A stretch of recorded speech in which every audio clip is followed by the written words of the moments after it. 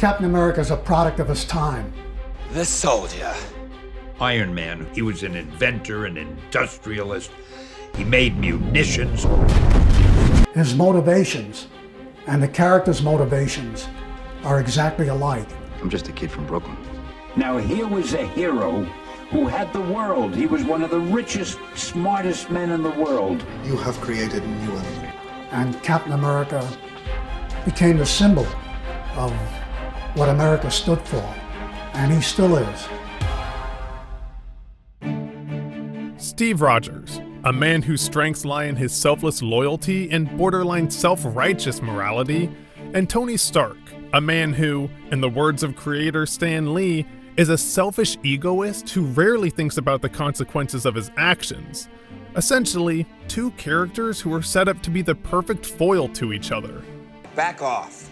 Oh, I'm starting to want you to make me. And while Marvel could have had these two hold fast to their beliefs and ideals, somewhere along the line they made a deviation. Their ideologies don't just change, they become mirrored versions of each other. Tony's arc and Steve's arc kind of cross, right? Where Tony learns to become more magnanimous and more selfless, and Steve learns to become a little more self-interested. In Sid Field's seminal work, Screenwriter, The Foundations of Screenwriting, he describes the three-act structure as the setup, the confrontation, and the resolution.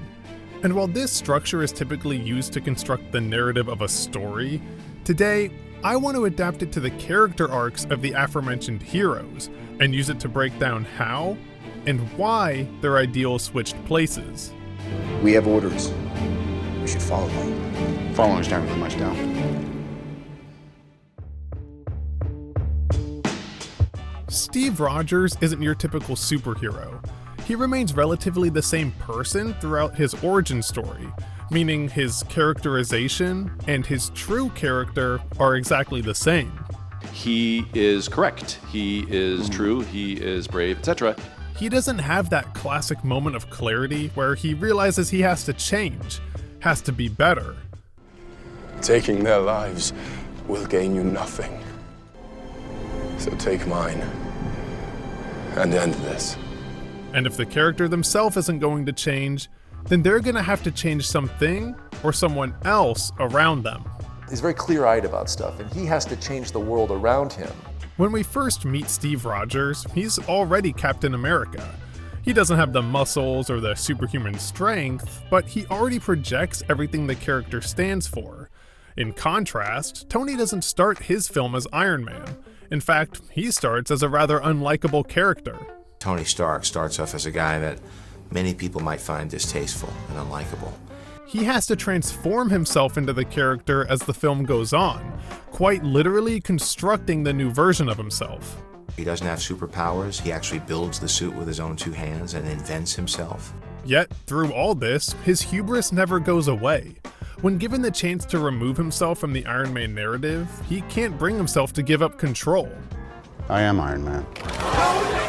He wants credit for all the good he's doing and doesn't want to hide behind a mask. When the government tries to take his technology, he brazenly tells them no. But I did you a big favor. I have successfully privatized world peace. Tony doesn't trust any government agency. He prefers to operate under his own free will, and it leads him to accidentally create a doomsday-seeking AI.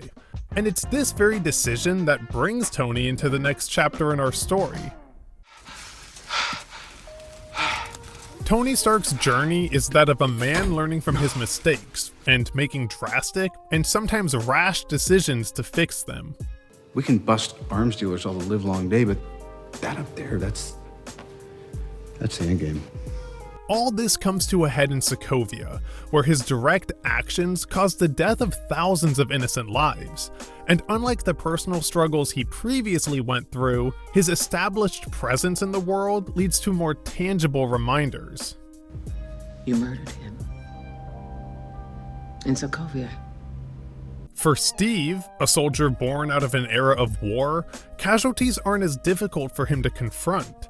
For him, it's everything that came after the war was over, and learning how the world has changed in his absence. He didn't say what we lost. This revelation takes center stage when he sees the very government organization he fought for become corrupted from the inside. Winter Soldier is essentially his Vietnam and Watergate. It's where the institutions that he put his faith in let him down. He suddenly finds himself having to place his trust solely in his loyalty to people and himself, and realizes that he now has to change with the world as well. He is forced to lie, probably for the first time in his life. Right. At the end of the scene. And this is what made Civil War in particular so interesting. We watched two people grappling with their own beliefs fight on opposing sides from each other. She's a kid. Give me a break! And while their new beliefs would be the catalyst for the early conflict, it's their personal growth that would have the longest lasting impact. Steve Rogers started his life as a selfless and loyal team player, the kind of person who wouldn't hesitate to fall on a grenade. Get away! Get back! This is what makes the conclusion of his arc so satisfying. After years of doing whatever it took to make others' lives better, he finally begins prioritizing his own self-interest, whether that's saving his best friend, or relinquishing his existence in the present to live his unfulfilled life in the past. But Tony already had a life in the present. Even when half the universe is killed, he manages to carve out a peaceful corner where he can raise a family. And it makes his sacrifice all the more impactful. He sacrifices his life, his happy ending, to give billions of people the chance to have their own. People like Steve Rogers. And completes both of these character arcs nearly 16 films and 11 years in the making. Iron Man. It's difficult to write a compelling story arc, and even more so to have it span over numerous films. To create characters who are the perfect foils to each other, have them completely swap their ideologies while navigating different storylines, and still have them remain foils is truly something special. It highlights what was so amazing and groundbreaking about this cinematic universe, and why it'll probably never happen again. Jarvis, sometimes you gotta run before you can walk. I'm Luke Custer. Thanks for watching. Did you write that down first? Or was it off the top of your head?